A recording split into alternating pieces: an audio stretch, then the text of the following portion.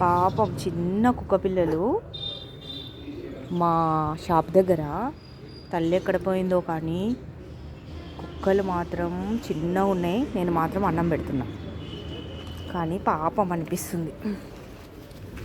ఆగా ఒక నిమిషం ఆగు.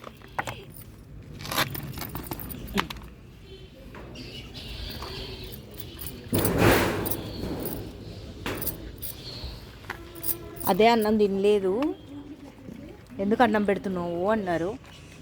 ఏమో ఒక్కొక్కసారి తినవు కదా, తినబుద్ధి కాక తినలేకపోవచ్చు. తింటలేవని అన్నం పెట్టకుండా ఉంటే పాపం ఇక్కడనే పండుకుంటాయి.